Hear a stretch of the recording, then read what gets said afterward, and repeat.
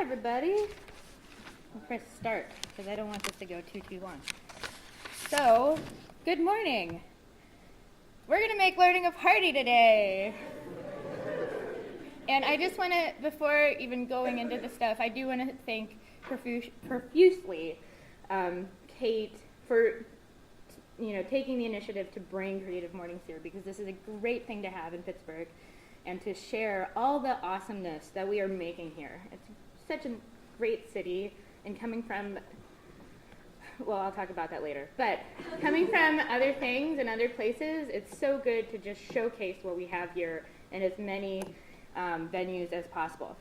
So, thank you. And then you can tweet about either myself or Assemble with Barbuto, or Assemble PGH. So both obviously work. Yes, okay, so before we start, and this is something that I do when I'm working with kids, I'd like you to all stand up. It's really early, so we're going to do some art exercises, but we'll call them creative exercises. So you want to put down your coffee at this point, and or phone. So, hands up in the air. So, when you're making things, you use your fingers a lot. So wiggle your fingers. There's going to be a lot of wiggling going on. So you use your fingers to draw and stuff, and also wiggle your wrists. Wiggling your wrists. Sometimes you need to do this to paint and other things. Wiggle your elbows. So if you're making sculpture or something, and maybe you're pushing that computer away from you, and then wiggle your hips. So wiggle, wiggle, wiggle those hips, and then on the count of 3, we're all going to jump. Ready? 1. I didn't say stop wiggling. 1, 2, 3. Woo! Okay, you can take a seat. Is everybody awake now? Kind of? Get the blood flowing? I'm not as into jumping jacks as everybody else. So that's also really important because you were just moving. Think about that. So, here we go. That's me. Who am I? Right? Why is this girl talking to us? So, I do a lot of things like Kate said, and I also am an architect and have been in plenty of places, and I learn a specific way, as everybody does in this room. And I grew up learning by making things, breaking things, and definitely getting into trouble all the time, but breaking things, especially if you notice, wait, where is it? Here we go, my bangs. I had the great idea of cutting my bangs. And learning from my mistakes is definitely notice no bangs. Has been a big part of my life. So let's fast forward to me. Now, I look great, right? Look at that waist. But, how do you experience the world? And learning through the experiences and learning from everything else. So how I learn, and I'm sure some of you might notice this one way or another, as a creative person, you might not learn the same way as anyone else, but it's also acknowledging that and knowing your strengths. So I like to learn, I'm a more visual learner. I listen to things, but when I hear things, I tend to zone out. So if you're zoning out and thinking about other things in your life, that's okay. I respect that. I'm not the best at reading and writing, but I can do it. But I'm oh yeah, I'm going to write this paper to learn something. I'd rather make a video. This is me doing a cartwheel, kind of. But I'm more of a kinetic learner, so when I'm doing this, I might be learning. But also, when we were exercising this morning, getting your body included into your thought processes is really important. So, this is the environment that I spent most of my life learning. This is I went to CMU for undergrad for architecture, and then I went on to SciArc for grad school, where I studied the mediascapes program. And this is an actual studio space. It wasn't my studio space, but an actual studio space at SciArc. Does this make anyone nervous? Does this look like anyone's space or similar? So it's quite communal, right? So you can be yelling at each other over the computers, you can share other people's stuff, and hopefully no one steals your stuff, and you're sharing ideas in this place, and there's plenty of things to pin up, you can make a mesh, you can clean up, you can keep going. So, and everything's project-based. You have a project, you figure it out. And that's something that's really important as well. And I'm sure a lot of you work on a project-based job. So, project-based learning and collaboration, really important. Seems like things that we do inherently. Also, through architecture school, it's always like, hey, here's this program. Oh, Rhino just came out with a new add-on. Oh, teacher doesn't know this. Go learn it. And you have to do your whole thing in this. So, throwing yourselves into the wolves and figuring it out has been a big thing for me. So coming out of school, I realized that everything came down to me trying to make the everyday extraordinary, or just taking things out of its regular context. So making the vernacular spectacular. So how can we make everyday extraordinary? And then after school, I started working for Push Architecture you're like, why is this girl gonna talk about learning if she's an architect? So how I got into learning was through this project at Push Architecture, and we did a huge research project for LAUSD, the Pittsburgh Public School of LA, and we did a study on how spaces help us learn, or especially middle schoolers, how the classroom design, how everything actually correlates with teaching methodologies. Because we don't learn the same way that we did in the early 19th century, and learning shouldn't be a factory setting, unless it's a remodel factory and it's a loft too. So I'd like you to ask yourself, and you can raise your hand for this too, if there's no test, are you afraid to try? You raise your hand if this is a yes. And it's okay, there's no wrong answer. Because some people need a test or they need something to try. Sometimes you're just like, oh, I'm gonna try this. But if you don't know anyone's judging you, are you going to do it anyway? So self-motivation. So I then, while I was still working at Push Architecture, started this blog, and it's still out there. The future starts with you, and the link is Your Future, Your School at blogspot.com, and it's a little dated, but there's a lot of research on here that I really started getting into about how we learn, what goes on in our minds, in our spaces. And we did the competition I went into a middle school in South Central and did the competition for the classroom of the future, and we designed it together. And we didn't win, but it was really interesting to see. This was the floor plan of the classroom of the future. It was outdoor, there was a fire pit, there was beanbags. It looked like Google. And this is what the sixth graders, these guys, wanted. And so I did a 3-month class with them. I was making up the curriculum as I was going along, but looking at geodesic domes and how we can make structures and everything else. And they were amazing, the most amazing bunch of kids. Oh yes, the tubes and tape were born here. So getting people to use everyday objects before we were using marshmallows and toothpicks, attainable, recognizable things, and transforming them into something else to learn higher concepts. And this has been a running basis for what we do at Assemble. And Assemble is a community space for arts and technology, and I thought it would be appropriate to, this is the only slide that has a lot of words that you actually have to read. So, but to point out, and this is our actual vision statement and our actual mission statement We are very much about experiential learning, opening creative processes, and building confidence through making. So, but who are we doing this with? So, doing this through the people in general. It's not just robots. We're doing this with Garfield, which it's an awesome community, and unfortunately we don't have any of the Carnegie museums in Garfield, but we can sometimes bring people from there to there, which we'll talk about. We have big kids. Everybody in here is a big kid right now, and then young people, and artists, makers, and technologists sharing their knowledge, sharing their expertise with those young kids and young people. We focus a lot on STEAM, and this might mean something to some people here, and it might be like, what are you talking about? Is this steampunk?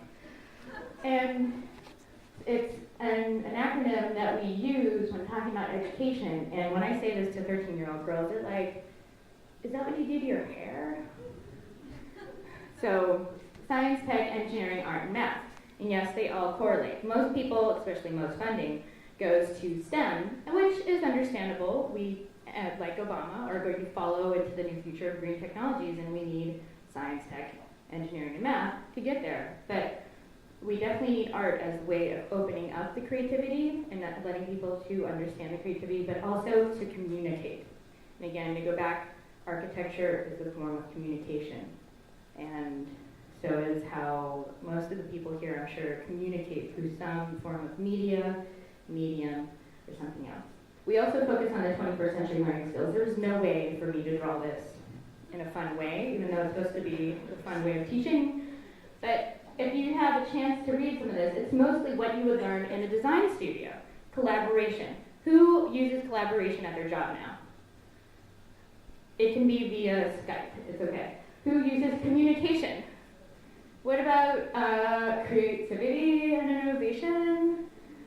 Critical thinking and problem solving? And then being able to read it and all the other things that you can do, right? So really, we're trying to make everyone a designer of their own life, or agents of their own education. There's money for this, but it's not happening everywhere yet. But 21st century learning skills. And these are jargon that may or may not be useful to you. So, let's go back to what I really know. Making the vernacular spectacular. There was all those crazy words that I was just using, and how do I make that relevant to the people around us? Or how do I make that relevant to the people I really want to serve? The little kids of Garfield, and their parents, and everyone else, who, maybe you don't want to go to the playground and see that bully who's trying to sell drugs.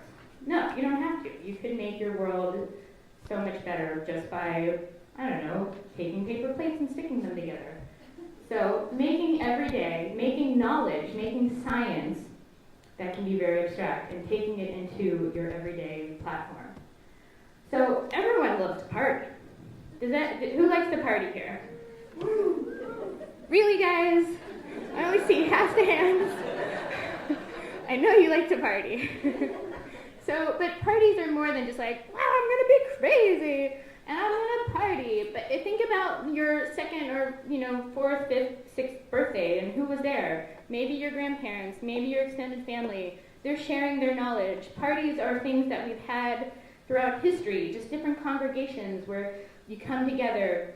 Or if it's a block party, you meet your neighbors, you're sharing knowledge about what's actually going on. Oh, I can't believe Rose brought that fun cake. Oh, did you hear she's has this allergy now? And sharing information, on whatever importance it is, it's part of the social gathering, sharing of wisdom.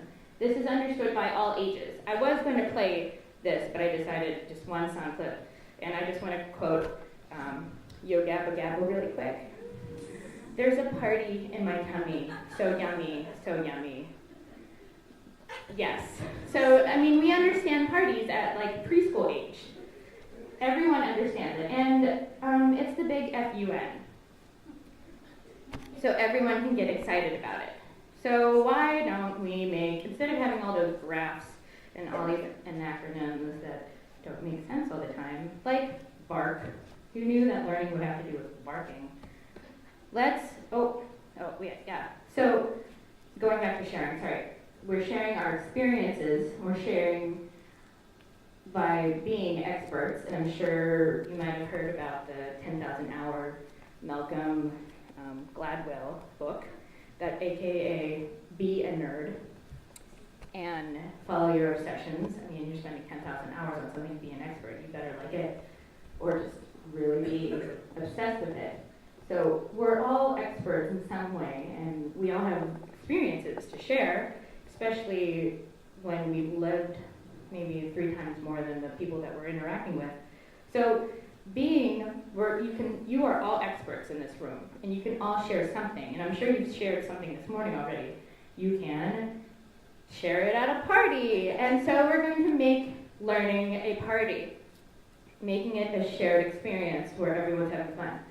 So party is a spectacle, party is crazy, and what we really like to do is have an explosion of learning.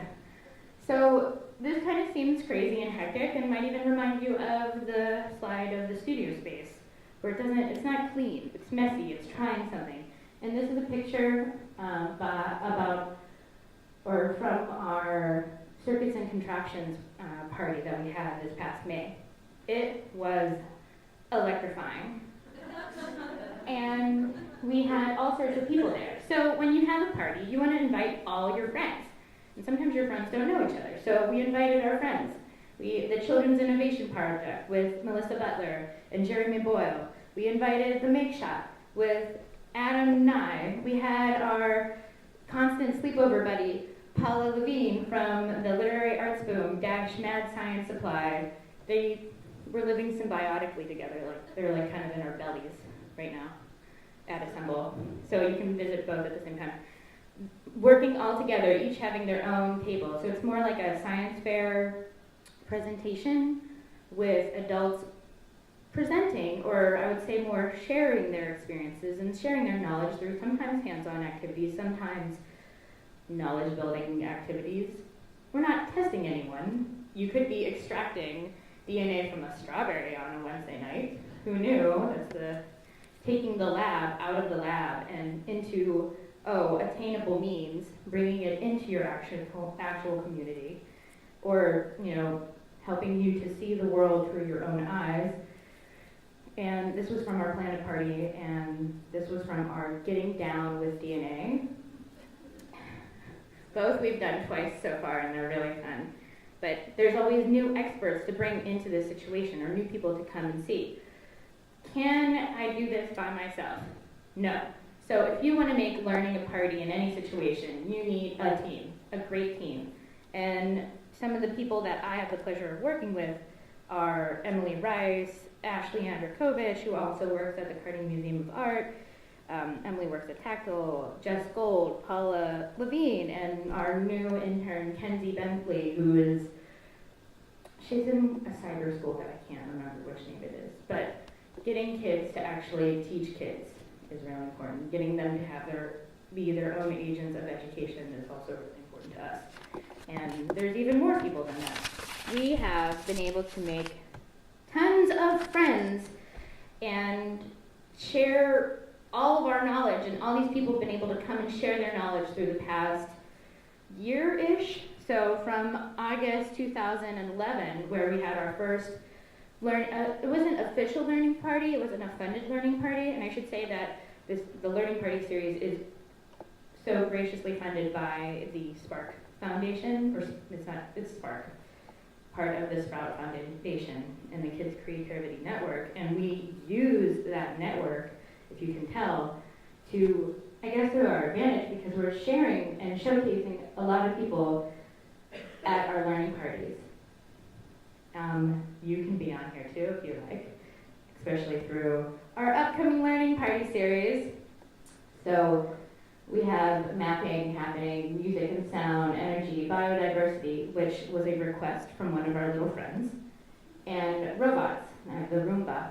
So when we're planning our learning parties, we're trying to use every aspect of STEAM, or everything that would share. We could have someone who might be extracting DNA from strawberries, but at the same time, you might be building the double helix out of gummy bears and Twizzlers.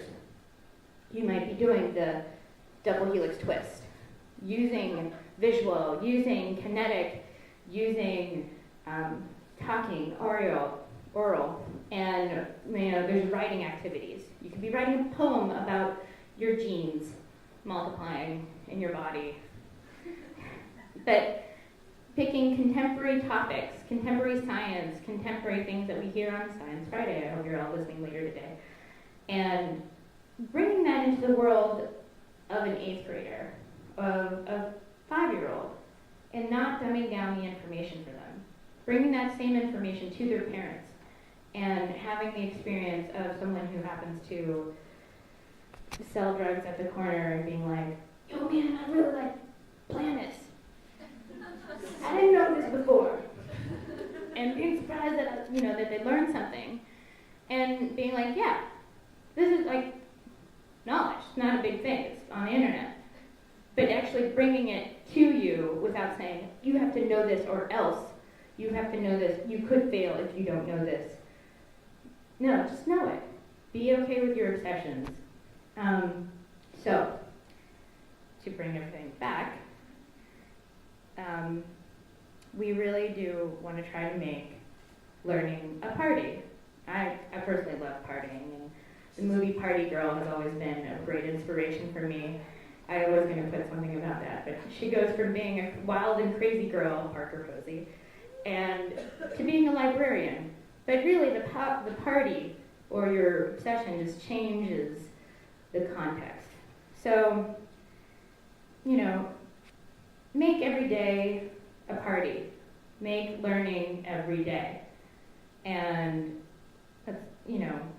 think about your experiences, your experiential learning, and how you can be a lifelong learner, or how you can share being a lifelong learner with someone who is just starting off, and how you can use your different forms of communication.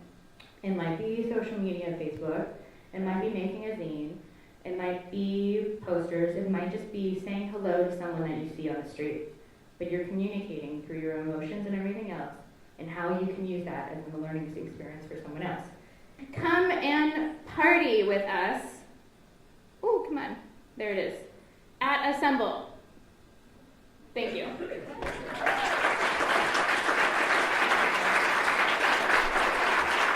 Yes. Do you find it different people who are different from programs, or do you think that the same sort of Different, do you mean the kids or the experts? Sometimes we'll have kids who, do we get different kids for different learning parties or different programs? And we have other programs at Assemble, I should say, too. So we have our Saturday for afternoons, we have our M3, Materials, Media, and Me, which is mainly geared towards 8 to 10-year-olds, and on Saturdays as well. And learning parties are open to all ages. So we have gotten different age groups and different people coming in. We have like a set of typical kids that come all the time because they live around the corner, and their grandmother is so gracious to drag their little bottoms over there. And kids that show up ecstatic to just come and make a mess. But there are people who will travel for, let's say, like the circuits and contraptions, and that got picked up, fortunately, in the city paper, and we had some really awesome 80-plus engineers come.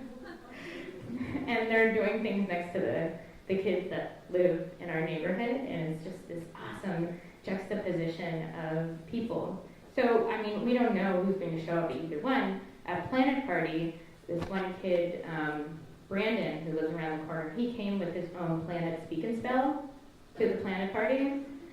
It was so rad, and he could have just taught the whole class, or letting the kids share their obsessions is really important. We do get different kids to different topics. I mean, no matter what, we always have to do something that has to do with robots. Yes, Mr. Dave. This is a follow-up to what you just said. It was in my mind when you brought it up. So you said a little boy came to his own Planet Speak and Spell, and he could have taught the class. How about, have any of the kids in the neighborhood shown interest in maybe teaching something or leading a workshop? we've been in the process of, having the kids of the neighborhood, to repeat what Dave said, having the kids of the neighborhood coming in to teach the classes themselves. There has been some interest. It's just hard to get the kids to actually commit sometimes because we cannot compete with the Garfield Gators, which is the football team, and that's just, you just don't mess. And getting them to, find time to get there regular. Now, there's our Arnez or AJ has been really interested in comics, and we had our first comic club that we did in collaboration with the lab, the Literature Arts Boom, and the kids were really interested in it, and it's like, introduction, and then if the kids are ready to commit, we're more than happy to have them do it. So I think he might be doing something, or even like helping to teach a class in the future. Our Scratch teacher and Scratch is a visual programming language from MIT. She's 13. Now, granted, she goes to cyber school, and so she has a lot more flexibility with her time, but it's pretty rad when you have a peer teaching you something versus some old lady like me being like, you kind of click it over here, and, I don't know how to mix YouTube as much as Caroline does. But yes, and if you know any young students, Sarah Axtell, actually, she is a kid from our community, and she's been teaching she's become one of our teachers that we've been using in our out-of-school programming. And she has also done her own art projects and showcased her work while she was still at Kappa, and leading the different projects. Yes? How do you go from big question, how do you go from learning in the classroom setting to learning in party?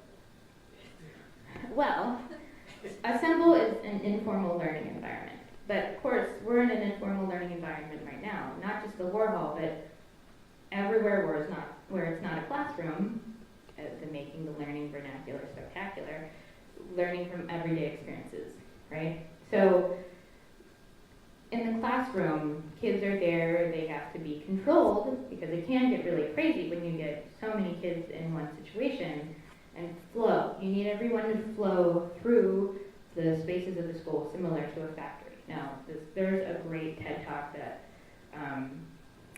Robinson, someone knows what I'm talking about. There's a great TED Talk about how we have changed how we learn how we need to change a school setting and the design of schools. So, informal learning.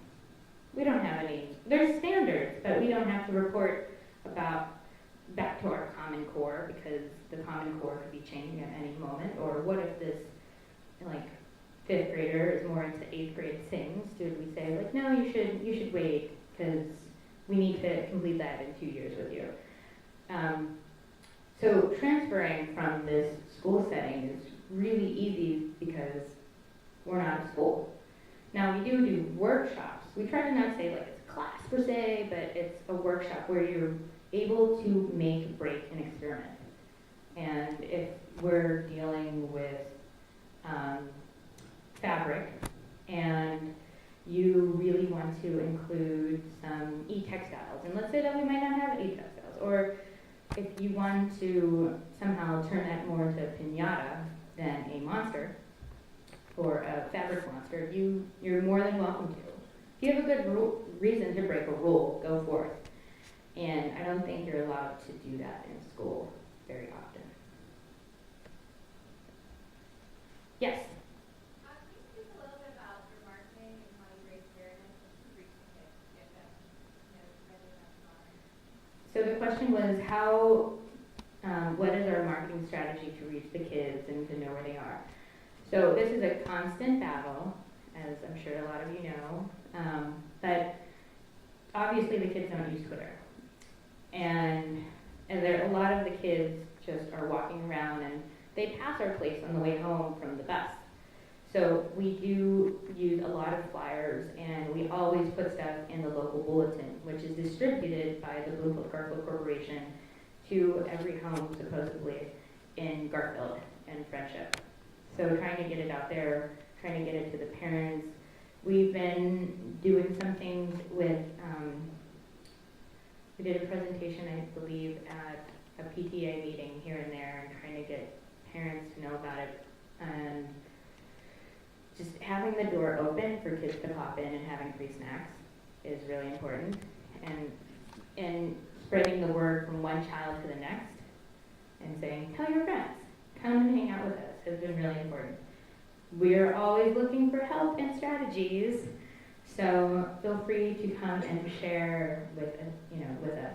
Assemble is a 100% volunteer-run organization. It's a startup nonprofit, so that really means that we don't have that much money.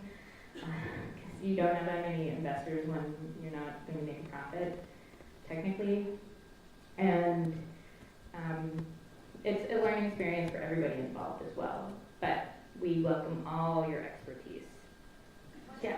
Yes. One more question. Go ahead. So you're pouring a lot of your creative energy into this project, but I'm curious as to what inspires you creatively and what fuels you to create this for kids. Oh, great question.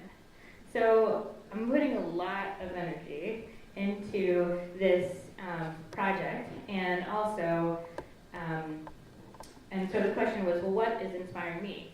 You know, people ask me that all the time, and I'm like, I can't really tell you, because it's not like I had this experience and it changed my life forever. I experienced a space similar to this while I was still living in Los Angeles called Machine Projects. Awesome place. They don't deal with kids as much. But as a kid growing up, I really needed, if I had a space like this, I feel like I wouldn't feel as weird. Or, I don't know if that's true. But having a place to be okay to learn and be okay to be smart, and especially as a woman who has a STEM career, being okay to follow my obsessions and knowing that it's like bringing the science center into your backyard, and it changes all the time, like TV changing all the time, or you can change it too, so it's more of a malleable media.